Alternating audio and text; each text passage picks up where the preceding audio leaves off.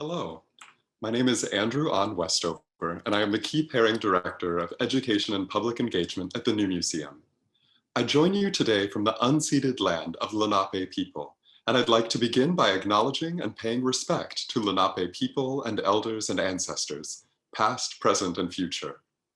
On behalf of the New Museum, I'm glad to welcome you to this afternoon's conversation titled Shock and Awe, Painting Violence, featuring curators Lucy Lippard and Peter Eleey, and art historian David McCarthy. This panel, moderated by Kraus family curator Gary Carrion-Murayari, will take its cues from Peter Saul's use of shock to consider art that delves headfirst into injustice, war, and oppression.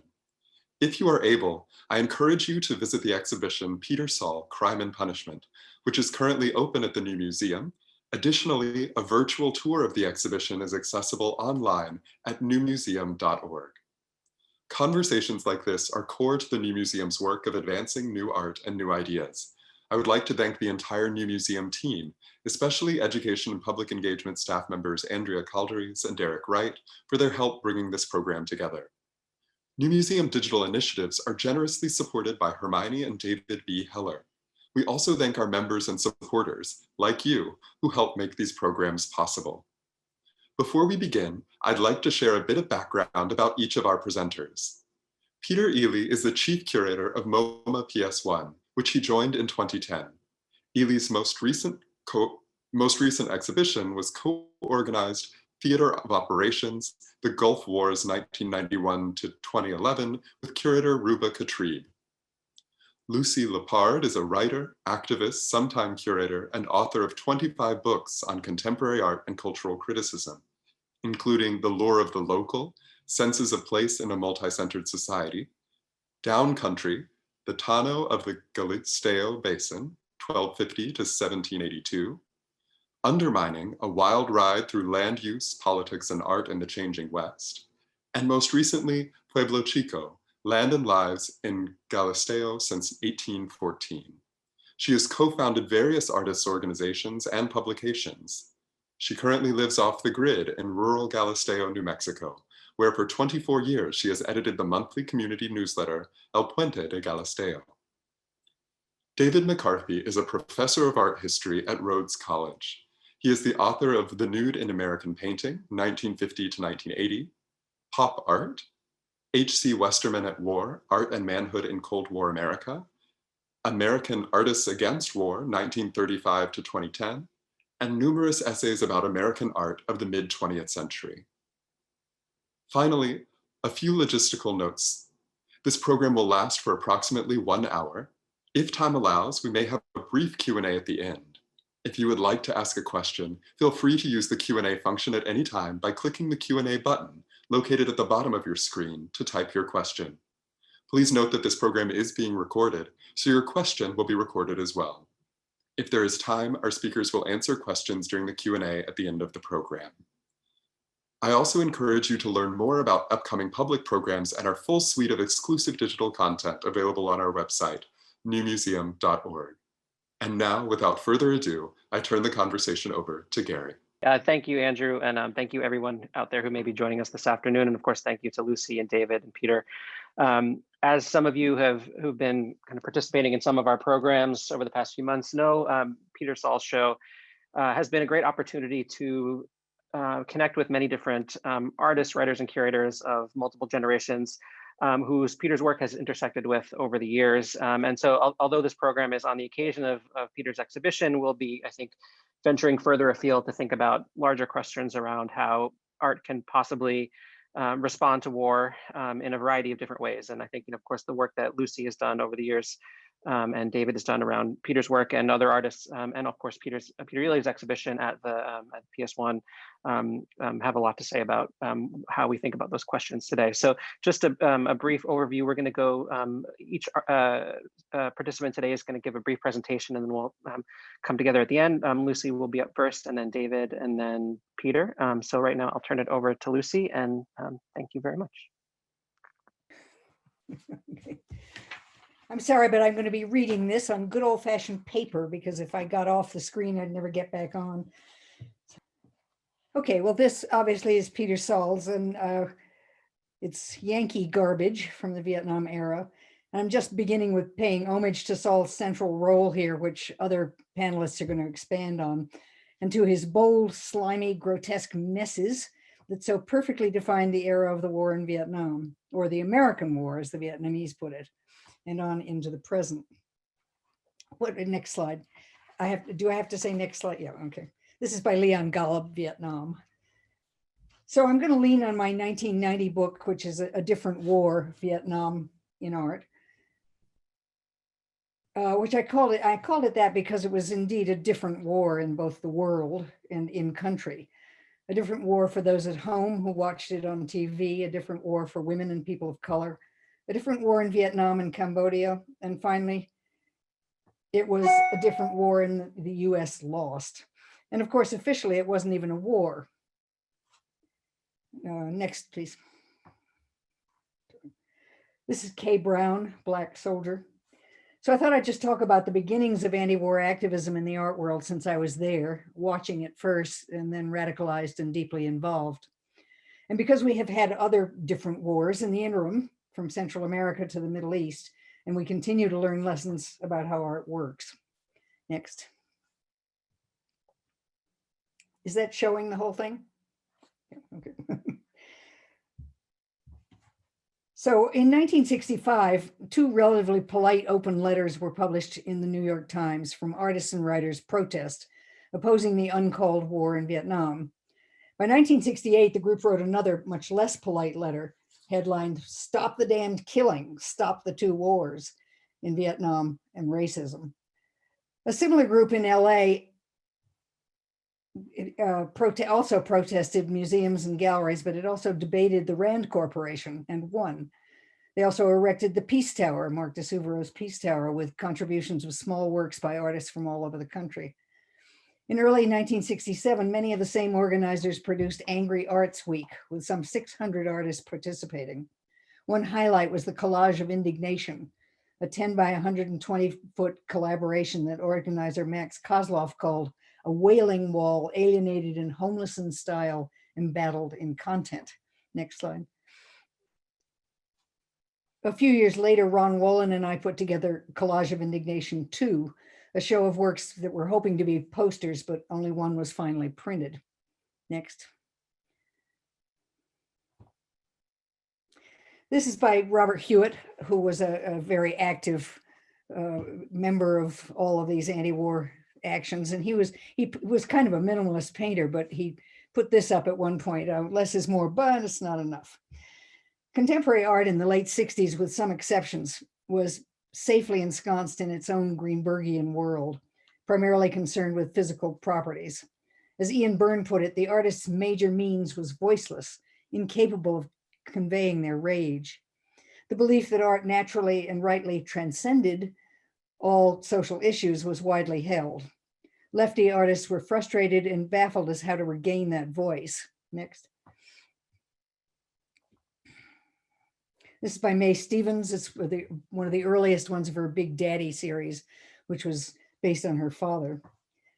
Despite all our attempts and commitment, few artworks held up in the broader public eye. Those images most remembered from the war are, with a few exceptions, not those created by professional fine artists.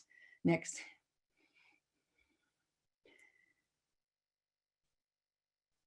The outstanding exception was the Artworks Coalition's poster showing the My Lai massacre, captioned simply, "And babies, quoted from a perpetrator. The Museum of Modern Art staff had pledged to distribute the poster, but it was nixed by the president of the Board of Trustees. So we did it ourselves by handing out 50,000 copies printed by the Lithographers Union all over the world through informal artist networks. Anytime anybody came to town, we just hand them a bunch of these and say, take them home and spread them out. And in the march in Washington that year, we created hundreds of photographic masks of Lieutenant Calley, the leader of the massacre, intending to show that every citizen was complicit in allowing this outrage to continue. Art world irony turned out to be the wrong strategy. A lot of onlookers thought we were celebrating Calley. Next. Well, this is one of the art workers' protests in front of the Guernica in MoMA. That's Joyce Kozloff, well-known writer, and Nick Kozloff, now, I mean, well-known artist, and Nick Kozloff, who's a well-known writer now. the baby, that is. So the Art Workers Coalition was a motley crew in which style as such meant very little. It began in MoMA and spread to other museums, but art as such increasingly took a back seat. Tensions arose, of course, as in any lefty enterprise, but it was politics rather than art world affiliations that was contentious.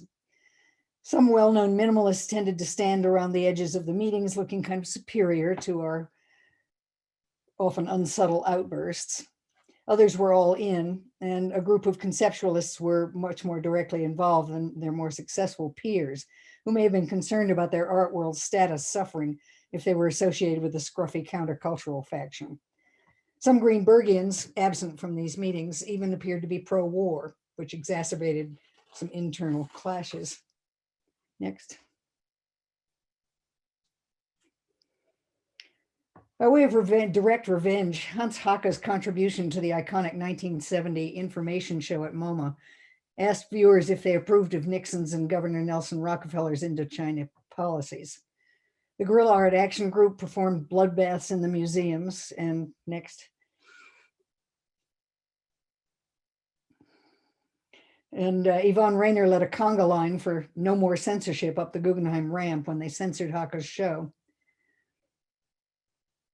There were parades with body bags and moratoriums and demonstrations and zines and art strike, street art, and of course, paintings, performances, and conceptual work that I hope people are still somewhat familiar with. Next. This is Nancy Spiro. Some of us worked with vets against the war, with the Winter Soldiers and with the Coffee House movement. As someone said, we are not against our soldiers in Vietnam, we are against our soldiers being in Vietnam. Years after the war was finally over, art by veterans who'd suffered in country began to appear. Next. This is by Cleveland Wright. It's called We Regret to Inform You, mother receiving a letter. Next. And Kim Jones, famous mudman, who was on the last one of the new museum things. So the second half of my book was about art by the vets and Vietnamese artists, much of it made at least a decade later. The contrast with the earlier protest art is often striking, based as it was in actual experience rather than TV and political slogans. Next. It's by Martha Rossler, The War at Home. As Peter Eleey has written, quote, the relative proximity and distance of artists to and from war suggests a set of complex hierarchies. Is art produced under conditions of assault and occupation presumed to be more authentic or superior to art about the conditions made by artists in the diaspora? How does intimacy with death change an artist's work or our reading of it? End quote. Next. It's by Rupert Garcia. This was the cover of A Different War. By the time I was working on A Different War, I knew several veteran artists who led me to others. And by then I was myself a sort of veteran of several other political campaigns since the 60s, including feminism, racism, community and street arts, Chile, Reagan's and the Bush's national depredations, climate chaos, and especially next, artists' call against US intervention in Central America in the early 80s. This is The Button We All Wore by Peter Gorfain. Alas, the list is long. Between Standing Rock and Me Too and Black Lives Matter and immigration tragedies and Palestinian human rights, next.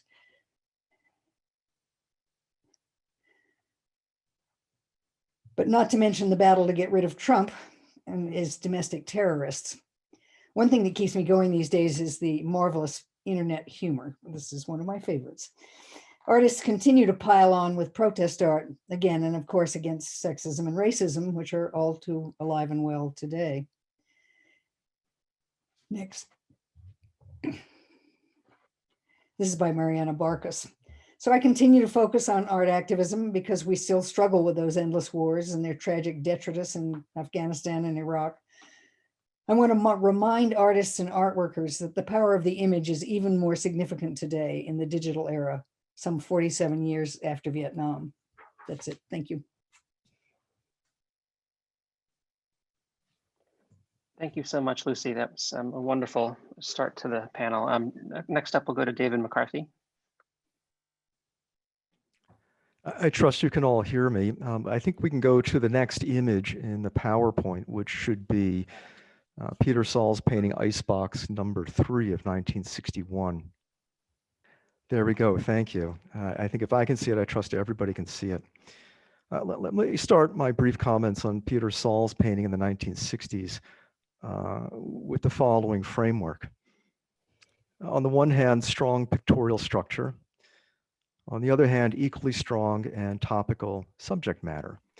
These are terms that Peter Saul himself had laid out in an early statement when he was first beginning to attract attention nationally by critics in the United States.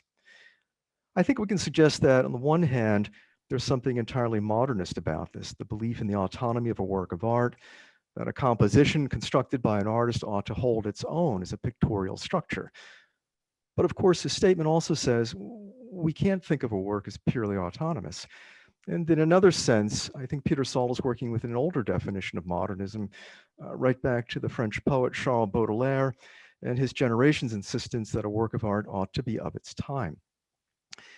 These twin goals, I think, to make a work of art compelling and to make it topical, provided the point of entry for a body of work that a number of folks then and continuing to today find to be riveting in helping us to think about both the craft of painting and certainly about the ways in which painting can confront some of the pressures and what I would even consider the contradictions of the United States in the age that we can call the American century.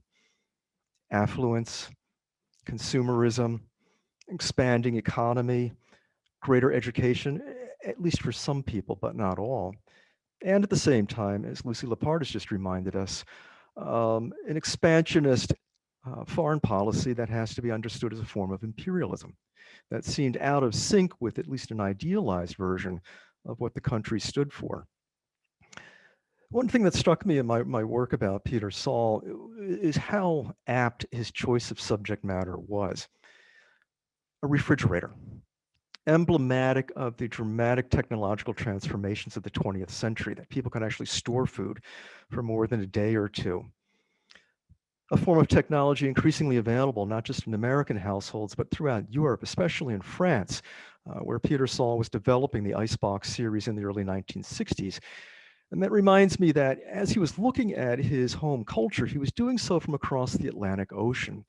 So there's this element of distance that makes things perhaps look a little bit strange, especially if you're measuring what you encountered in American mass circulation publications.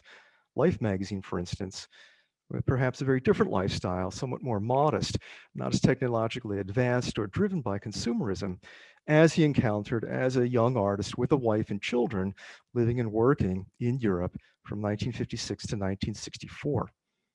But what does he give us, right? It's not loaded with foodstuffs. We have footprints, we have a cigarette carton, we have what looks to be a hamburger, a urinating penis, hatchet, bullets flying, and then one of the most characteristic of American comic book characters, Olive Oil, that long-suffering girlfriend of Popeye, a comic strip noted for its violence then and certainly today. In a way, what we have before us is a Trojan horse, dropped into Europe by an expansionist United States in the years after the Marshall Plan ostensibly brought Europe back to its feet economically, but also opened up the old world to the contemporary culture of the new. Let's move forward one, please. Society, 1964. Part of a series of paintings that Peter Saul completed while he was living in Rome, but also part of a series of paintings that he was thinking about in terms of not just his third solo exhibition at the Alan Frumkin Gallery in New York City, but in a way both his coming home, or maybe I should say his homecoming. The exhibition was staged in the fall of 1964, right about the moment he came home, landing on the East Coast and then driving cross country and taking up residence in the Bay Area, where he would remain for about the next decade. To title a painting Society in 1964 is, I think, at least to allude to Lyndon Johnson's ambition for the Great Society. Now, maybe I'm overreading this, maybe not, but certainly it suggests that we have a shift from a product of American culture to maybe a rendition of America itself, elevated up on a platform, a crown, maybe a fortress, but maybe to me it also looks a little bit like a cake, reminiscent of that misapplied quote to Marie Antoinette that the peons could eat cake because the rest of us were taken care of. And what we find here is, I think, something characteristic of the work of Peter's, not just then, but I think today as well. Looking at some of the most revered products of American visual culture, Superman, Donald Duck.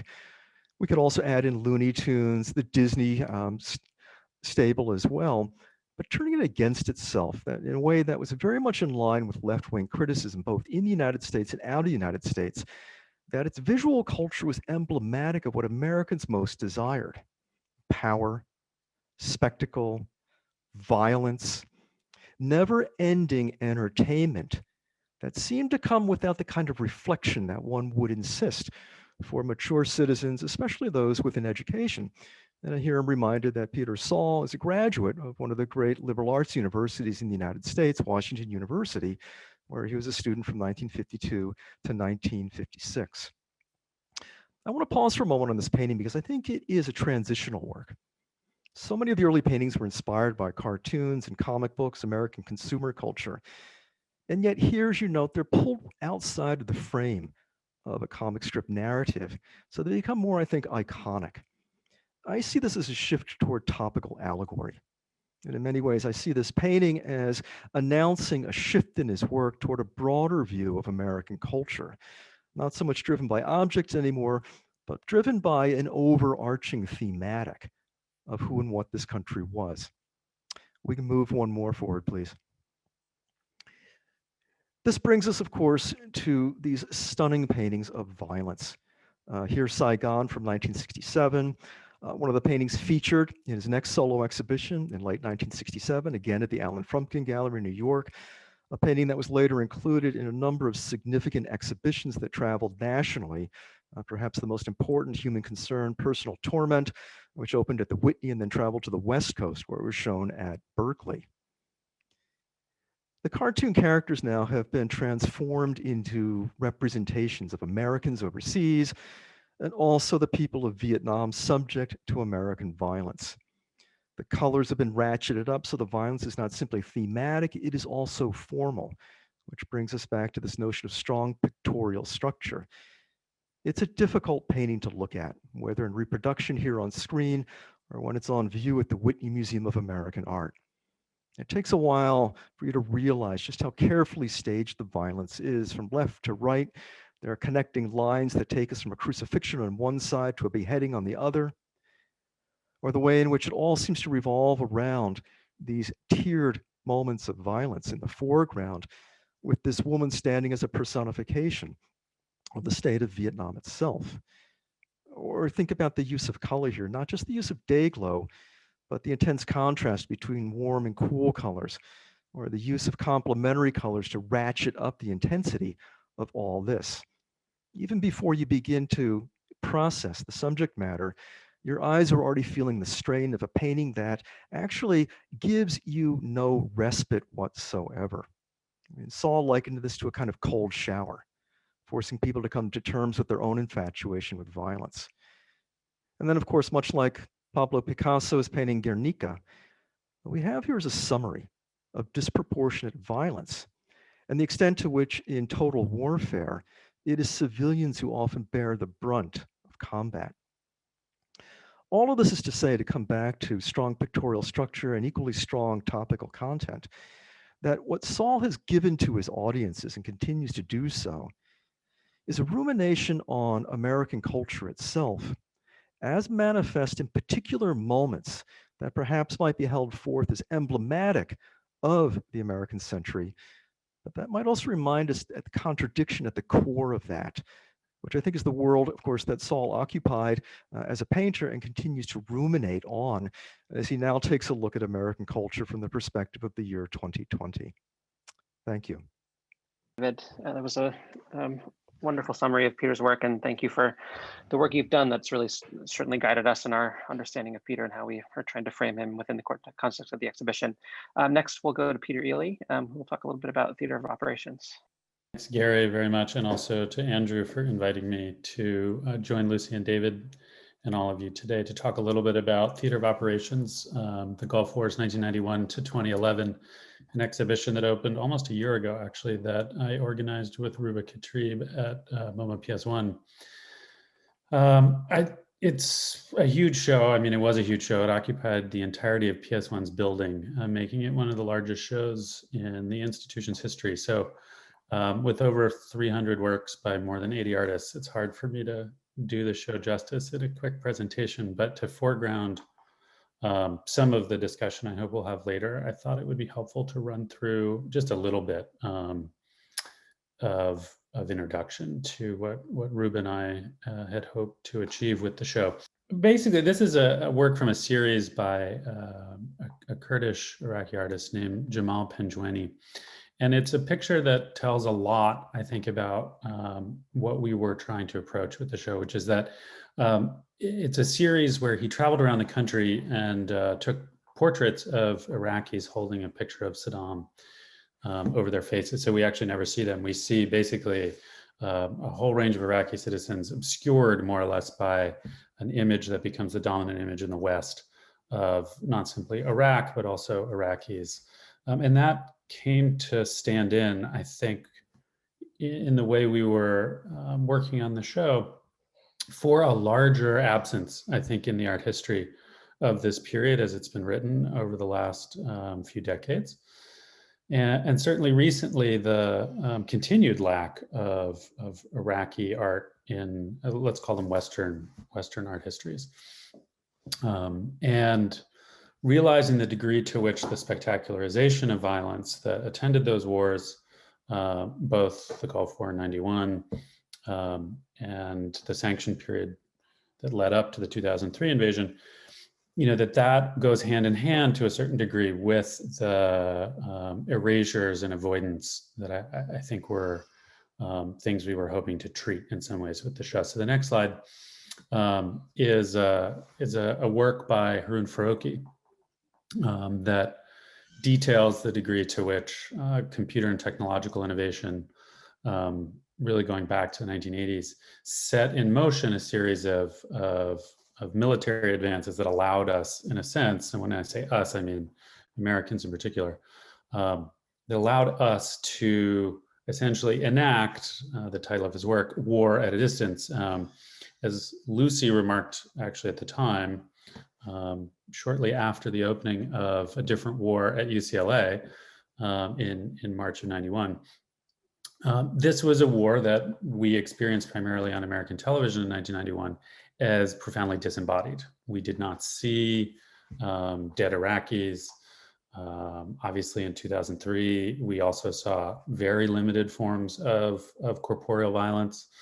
And the degree to which this war and the one that followed it was an arm's length war, very media, very TV mediated. And then of course, this is also by 2003, something that the internet starts to play a role in, although less so actually in our show. So Lucy mentioned something also that was important to us in her comments that preceded mine, which have to do with sort of complex questions about who can speak for what and who actually has a more authentic voice in addressing violence. So the next slide is an image of it's actually a drawing that Susan Kreil made of the burning oil fields in Kuwait when she visited there, actually with an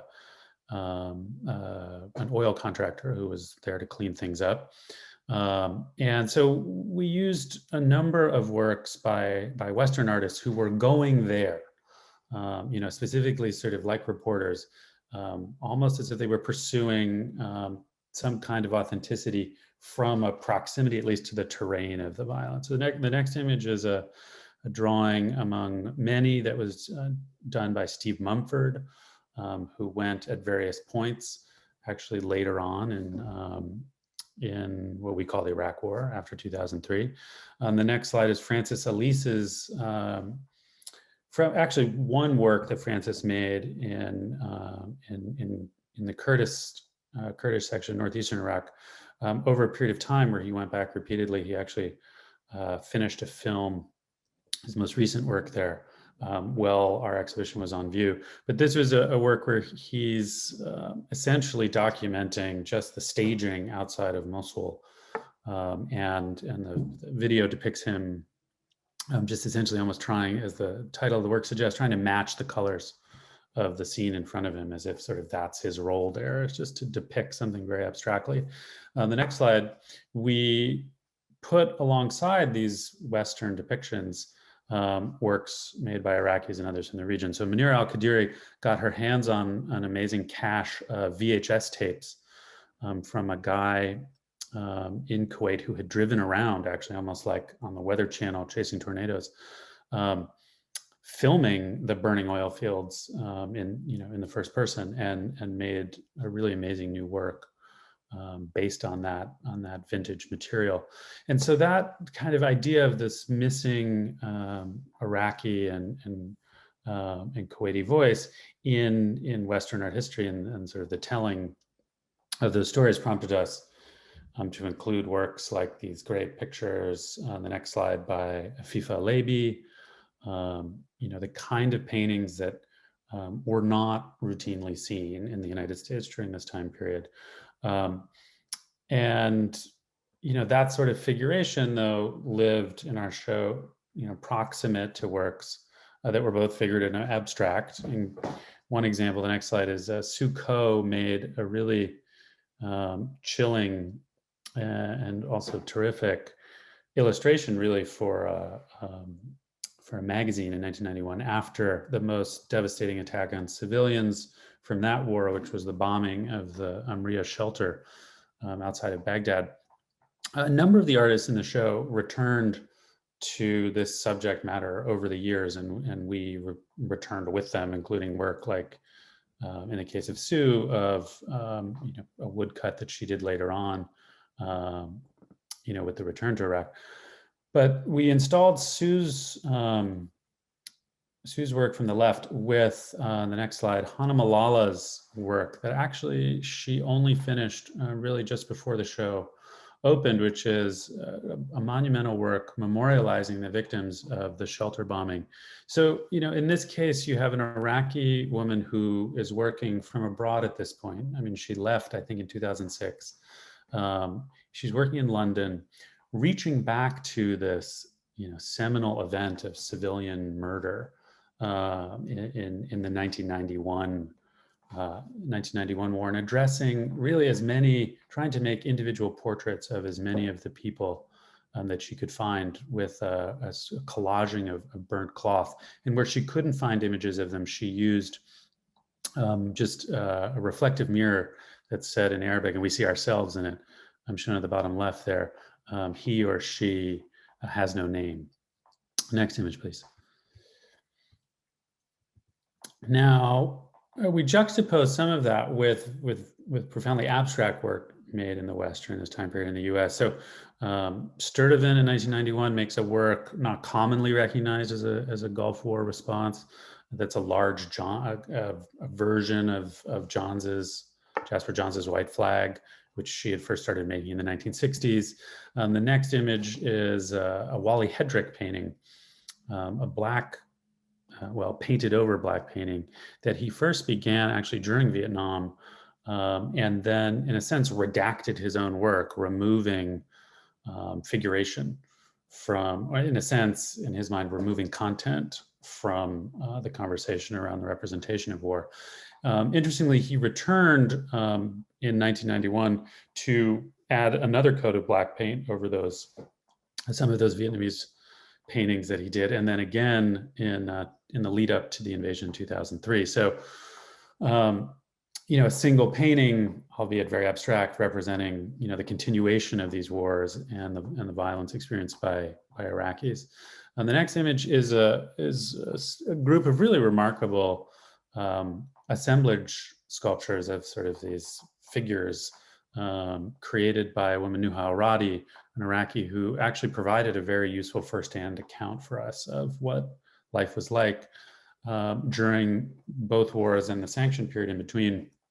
And her Baghdad Diaries, which we reprinted an excerpt of in the catalog, give a textual and kind of eyewitness example of that experience. But her artwork was made mostly from what she could find and get her hands on during the profound deprivation of the sanctions period, where artists didn't really have access to materials. And that material impoverishment of artistic life was also a major part of the art history that we were trying to flesh out. So the next slide, as well as the ones that follow, are examples of what are known as dafatir, or in Arabic notebooks, which were artist books that many artists made during that time because they were easy to make using simply paper and could be transported as they were moving around the country or leaving and taking it with them. A number of the works, like the next slide, Ghassan Gaib's couple of works that we had in the show, dealt with the bombing actually of Mutanabi Street, a bookseller's row essentially in Baghdad that was a center of intellectual life in Baghdad before this massive car bombing. Actually, Jeremy Deller's exhibition at the New Museum included a car, for those of you who saw it, that was destroyed in that bombing. And so that featured in the next slide, also in other works made during that time in the form of dafatir, which we included in the show. The next slide is an example of just sort of one dafatir-like example from a larger work, a series that Mahmoud Obaidi did, where after he essentially realized he wasn't going back to Iraq and was living between Canada and Beirut, he created a work where he essentially collaged a lot of those materials into these metal books that he entombed inside these almost little crypts that are kind of chilling, that he called a compact home. And we installed that with a work by Thomas Hirschhorn, the next slide, much, much more expansive in scale, called Hotel Democracy, that he realized at Tate in 2003, not long after the Second War had begun. And this idea of sort of rootlessness and homelessness that attends particularly an Iraqi exile community, in many cases living in Amman, Jordan. The next slide, you see works by Rafa Nasiri that are abstractions that at times he connects directly to landscape, that just in some cases are connections back to his childhood memories in Tikrit. And this idea of a kind of inaccessible landscape that one can't reach and yet is being pictured by art, also felt to us like something that connected back to this televisual spectacularization of the war that was so common to our experience in the West. It was something in the next slide that Haroon Farouki deals with again and again in his work, and did subsequently in 2009, went back looking at a remarkable and kind of chilling example of virtual reality at the time then being used to treat returning soldiers suffering from PTSD with a simulated video game environment that had originally been developed actually as a training tool before subsequently being released commercially because the Pentagon saw its value as a recruiting device. That virtualized Middle Eastern environment in which they were creating and sort of re-traumatizing exposed soldiers to as a therapeutic device just seemed like such a complex way of thinking about and offering the experience of both kind of empathy and spectacle paired in a very complex way. Obviously, television featured in our show. On the next slide, there's just a painting of a television that Richard Hamilton did, where he's kind of imagining these pre-war machinations. But Tarek Al-Hussein in the next image actually photographed with a Polaroid camera while he's actually in Cairo. He's taking pictures of the war, the Iraqi invasion of Kuwait, actually on his television. But the news media also was a subject at large. The next image goes back really to the photograph. And this idea of the images that, as Lucy and so many others pointed out in 91, were not shown to us. On the right is a picture taken by an American photojournalist of a dead Iraqi soldier burned to death in a car, in a tank, which was published abroad. It was published both in the Observer in the UK and in Libération in France. And Dia Zawi, one of the more prominent Iraqi artists of this generation, sees it in the newspaper and actually makes this painting, which seems to idealize, in a certain sense, this particular dead soldier, unnamed dead soldier. And this idea of somehow, again, this is an Iraqi artist who's working from abroad, connecting with images that are being disseminated abroad.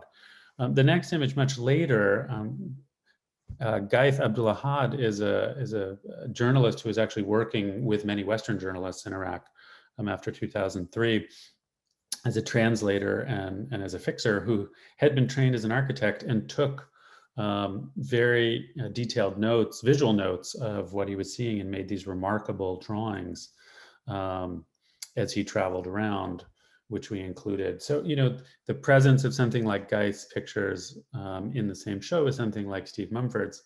I think for both Ruba and I did something very interesting and important. Gaith's pictures were installed next to Rachel Kadori's totally really abstract summary of the war through a compilation that she made of news media, of reports that she could find on the internet in which the word Iraq, Iraqi, I think, or Baghdad are mentioned.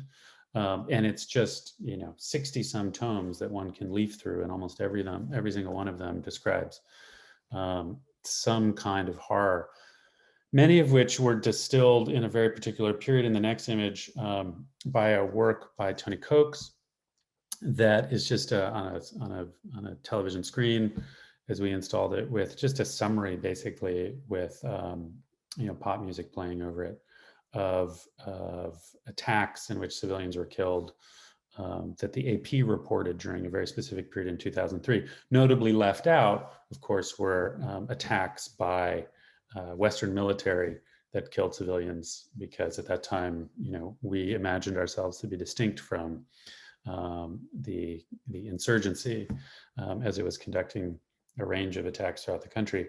And just to close, we paired that with a much more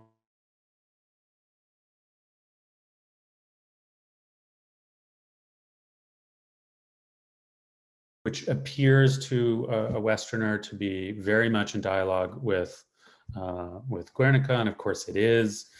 It's a much more complicated relationship there that he's engaging with, because Iraqi artists at mid-century were very, very enamored with Picasso, and some of them, Jawad Salim notably, cited actually Guernica as a major effect, and something that, of course, this is before the wars began in Iraq, as a major achievement of a painting and art's ability to address something, tragedy on that scale. But I think ultimately, what Dia's doing in the next image, there's a detail of it. He's really kind of complicating, I think, the way in which we can read that veneration for Picasso because of his proximity to the West and in turn to the Western war machine. Anyway, I know I ran on a little bit long there, but thank you, Gary, for your indulgence. No, thank you, Peter. It's wonderful that you could join us. There was so much depth and complexity to that exhibition, and of course intersected so much with the work Lucy was doing, starting in the 60s up to the present. So much overlap, of course, between her work with a different war in the beginning of the first Gulf War, and also intersects with Peter as well, who made work about both conflicts and continues to make work about both conflicts. Maybe just as a starting point, especially revisiting some of the works in the theater of operation, these questions around proximity to a conflict, I think the degree to which that proximity is mediated through the press and through media, but also, the way that those two issues are change as in terms of the role of the artist, both in documenting a conflict as it happens and remembering a conflict, I think are, quite important.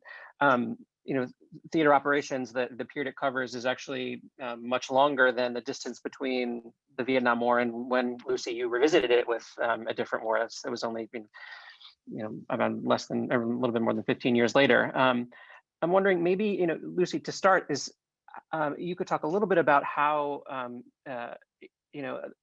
a different war in engaging with the art of veterans, how that changed your maybe understanding of what that proximity to the actual conflict meant, and maybe your understanding about what was an appropriate reaction to a conflict. And David, I'm thinking about also the way that Peter maybe, at this point has come somewhat had a kind of retrenchment from his claims, the political aims of those paintings that he made in the 60s about how effective they potentially could be in confronting the conflict.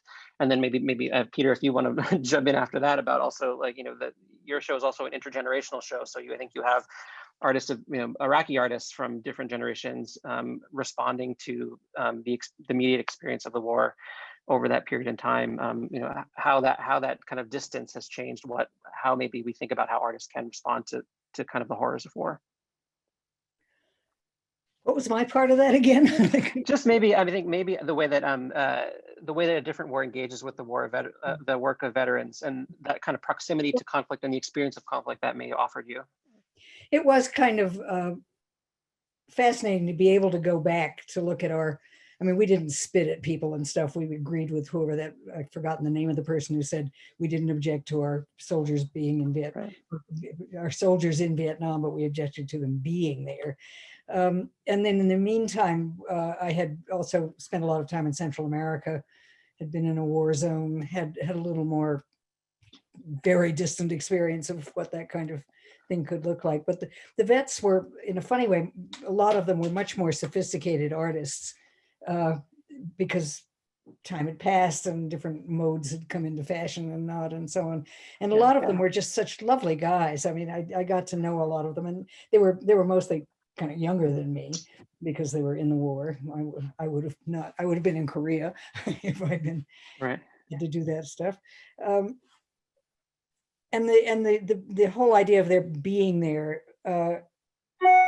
was so hidden for a long time. Houston Conwell was an artist I was friends with and knew and had spent some time with. I remember we took a long plane ride at one point to some thing. And it was only then that I found out that he was a Vietnam vet. He had never mentioned it. And so this was pretty common, that people, this was part of their lives they didn't want to remember very clearly, and for obvious reasons. And so the art, in some ways was more abstract than the artists who were protesting the war and seeing certain things and finding out a certain amount of information that wasn't in all the mass media and stuff. So that was kind of interesting. And how did it make you feel? So much of, when we read just around the period of the 60s and like the discussions within the Art Workers Coalition about what is an appropriate response, of course, Peter Saul is on the outside of that. He's already feels alienated by abstraction generally, but, between conceptual artists like Hans Haacke and people like Leon Golub or Nancy who still believe in figuration, or the artists who believe that their work shouldn't, while they may be activists, shouldn't, their work doesn't necessarily need to reflect that at all. In the intervening years for you, like how did those kind of discussions and conflicts resonate or fall aside? Well, that's kind of hard to tell. I've always just sort of had my finger in a lot of pies, and I don't necessarily think that one part of my life influenced the other part deeply. Although I like to have the illusion that there was some sense there. But I remember Leon. There were artists in the coalition who felt that fuck museums because we're protesting them all over the place and so on, and we don't need those museums and so forth. And then artists like Leon, who insisted, he said, I'm an artist, I'm a good artist, I should be in museums. And so that was one of the sort of interesting ways that things went. And then of course conceptual art was saying, we don't need this, we can. Seth Siegelov was bypassing the museums, and so there was a whole hotbed of different ideas, and I found them really all interesting. I don't know how they affected me that much. Well, maybe David, turning to you for a second, I think, it's thinking about how Peter fit into that moment. Leon was one of the few artists who maybe gave Peter some positive kind of encouragement about the Vietnam paintings. Maybe can you talk a little bit about how Peter saw himself, and again, as I mentioned before, this kind of now how maybe, although he still makes work that engages with the politics of today, maybe how he's reassessed his work of that period? Yeah, sure. I mean, I think, I think if we focus on a kind of a narrow notion of the art of the 20th century, one thing begats another thing, that can give you a kind of linear, we could call it a Greenbergian unfolding of history. But if you read some of Peter Saul's letters from that moment, I'm thinking 1964, where he's in direct dialogue with both his dealer Ellen Frumpkin and then also the art historian Ellen Johnson, who was asked to write the essay for that 64 catalog. Peter Saul's talking about Max Beckmann, whose work, Peter Saul knew because there was a lot of it in St. Louis. But he's also talking about, Jose Clemente Orozco. So he's clearly reminding both himself and the people with whom he's in communication that there is this other history of modern art that I suppose we could track to Goya and think about artists who are using the figure, using topical subject matter, to speak the truth of their times. So I think if that history gets forgotten, then a Leon Golub, a Nancy Sparrow, a Peter Saul, they look like outliers, right? If you choose to remember that history, it may be that there was more than one mainstream at the core of modern art. That in fact, people took positions that were certainly political positions about the events of the day, but these were also moral positions. What is the role of an artist in a democracy? Right? I tend to think of these artists practicing their citizenship while practicing their creativity, either in an individual work of art or in a body of art. Or another way to think about this is that, we vote. We all just did it not so long ago, right? But nobody sees us, writing on our ballot. A work of art is a ballot that's cast in a public space. Here's where I stand. And I think to read some of Peter's interviews in the mid-1960s, Peter Saul's interviews, it was a person saying, look, I'm putting my work out in the public realm. I'm casting my lot. He was very critical of other artists. He thought, if you're going to do protest art, make it great, make it lasting, even though there was always that kind of concern that if your work of art is too closely tied to something of its particular moment, when that moment's gone, the work of art is gone. And I think what both Lucy has done in that exhibition, what Peter's done in the recent exhibition, is to say, well, first of all, maybe those moments aren't really gone, right? They constitute part of our living history. And secondly, if we forget those moments, we run the risk of misunderstanding both the past and the present. And Peter Saul's work from the 60s, like so many other artists then and today, are reminding us of these connections. And I think that's a kind of humbling reminder about this human tendency to deal with conflict or difference through violence that privileges those who have the power and technology to muscle their way on a regional or national stage. I think another thing I think you've written about a little bit in the past too is maybe what changes with Peter's work once images of Vietnam, and specifically I'm thinking about the My Lai massacre, become more distributed within the public, and what Peter maybe changes about what he thinks his painting is actually doing or what kind of information it's conveying. And I think Lucy, also you mentioned, how like maybe the only effective work that grew out of some of those Art Workers Coalition projects was the End Babies poster. Peter, maybe jumping forward into the Iraq War, we can talk maybe a little bit about like the changing role of media and the proximity that artists might have to certain experience of the war beyond media representation. Of course, Lucy talks about the kind of dearth of images, but like, I think it really was, that the kind of work and the kind of reaction that an artist like Francis Elise or Peter or Paul Chan has in relationship to the Gulf War is very, very different than, the kinds of experiences that we had. And I think that was, I think those works, for those of us who were maybe young curators at that time, resonated very strongly. Can you talk maybe a little bit more about that kind of the access to media, both I think for American artists and then also for Iraqi artists, the way that they understand both what they're witnessing and the difference between that and the way that the war is experienced, internationally and abroad. Well, I guess one of the first questions that comes up is just, where people are and where they're working from. So in a number of cases, we're dealing with Iraqi artists who during that time period are working from outside the country. And, that's one thing. Dia leaves, well before 91 and has remained in London basically since. So, you have situations where some of the more prominent artists are, already working remotely, have different access to tools than like Nuha Radi, who's working, in the country during the deprivation of sanctions. I don't know. I'm not sure I have a strong feeling necessarily about like who has the, authorial privilege necessarily there. Certainly there's privileges that come with access to tools and in turn access to what is then developing during this, not, coincidentally during the same time period of the global, art world as we've come to know it. So, there is not a Baghdad biennial. There is not, people are not going to Iraq during this time period when they're traveling to lots of other places around the world, sort of establishing and building a contemporary art history.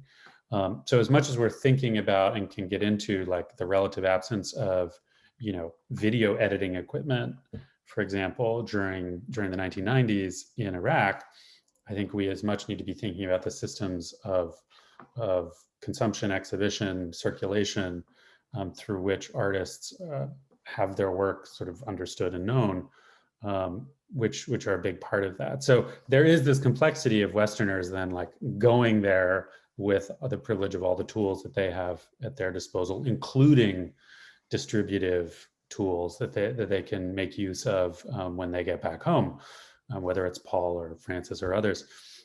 I mean, I think what's interesting also is like to return to that Lucy comment and that raised by many others in both in 91 and 2003 and afterwards about the lack of embodiment or the lack of pictures of actual violence is we spend so much time talking about artistic responses to violence, like what is an appropriate response. And I think we spend less time thinking about what it is that we demand of artists and what we want from them, particularly in relation to historical and large-scale traumas, national traumas, and others.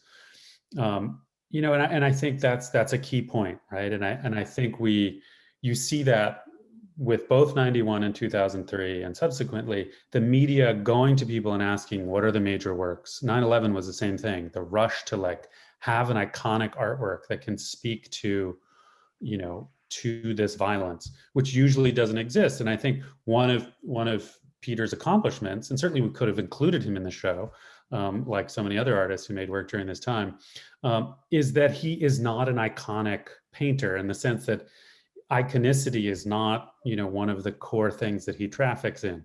So I think there's something truer, maybe in a way, that we could think about with his representations of violence because of their messiness and the fluidity compositionally and their kind of refusal to let your eye rest. He talks so much about wanting to keep the shock sort of ratcheting up so you never get used to it in the picture. And certainly that's also true in the compositional structure. No one, I think, maybe we could look at Saigon now as an iconic response to Vietnam. But I think at the time it didn't read that way. And that's so much a part of the art histories we write is, looking for the art that responds to what we need, Guernica being the best case in point, probably. Yeah. Well, I think we're kind of nearing the end, but I do want to, I think one of the great things about Theater of Operations was the way that I think it even expanded, my understanding of like what some of the most powerful responses to that war would have been. And, some, especially, I think probably the same way Lucy experienced some of the discussions that were raised in New York in the 60s that were very much about like, larger critical discussions about what was valuable at art at that moment. The same thing, the way we experienced even the Gulf War in 2003 was very much framed within discussions about what was the best critical approach by younger artists at that moment, or even looking back to the 60s, like was that war framed in relationship to the 1960s? But this kind of expansiveness of the show, I think, was really significant. Maybe before we wrap up, Lucy, did you have another comment? I think I maybe saw you raise your hand briefly. I think you're unmuted. Sorry. Oh. When Peter was talking about having images of violence, the other thing was the images of people. I mean, not many of us knew many people in the Middle East, let's face it. I mean, my partner and I, when the Iraqi war started, took a bunch of photographs, Xeroxed a bunch of pictures of Iraqis, just people with no text, anything, just black and white portraits of Iraqis. And we pinned them up all up and down Canyon Road, which is Santa Fe's big art road. And they were gone the next morning, which I thought was pretty interesting. They were totally harmless. I mean, they were just, unless you knew what was going down, they were just nice pictures of nice looking people, and they disappeared. So the whole idea of human contact with the people we were playing imperialism on was another thing that was lacking, not just the violence, but the people themselves.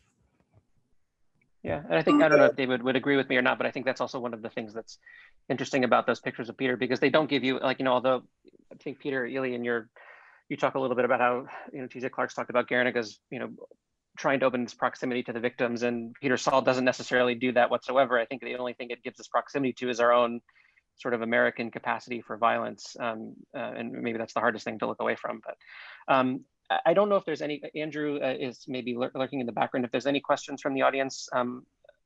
Otherwise, if there's anybody has any closing thoughts amongst the three of you. Well, I was really interested to have it carried on into Peter's work, Peter Eleey's work, because it really does bring it to the present and in the mess we're in at the moment and so on. So yeah, there's wonderful, like, I think, affinities between those two shows, A Different War and Theater of Operations, not least of all, Sue Ko, who was, just maybe 5 years before she makes those works about Iraq, makes a great work in A Different War called War Train, which I think is really one of her most haunting images. So, and another artist who's stayed true to figuration over the years. So I think it's also, thank you. It's also, just as a closing thought, I think it's also important to just think about how much these sort of historical events overlap in ways that we think that they're distinct from one another. I mean, for me, one of the most interesting aspects of working on this show was realizing that Rodney King's beating happened the same week that the Gulf War ended in '91.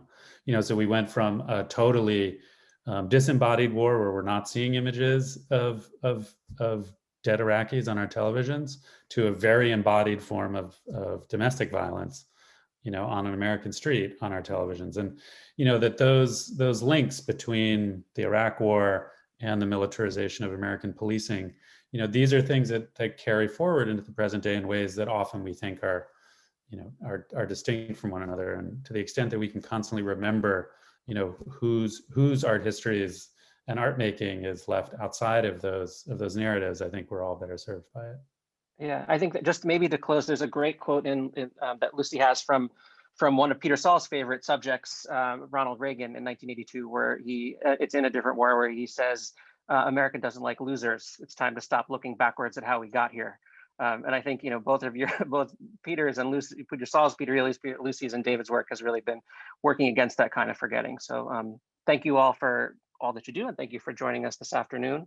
And if you are able, again, please come visit the Peter Saul Show, and hopefully we can meet again in other better days. So take care.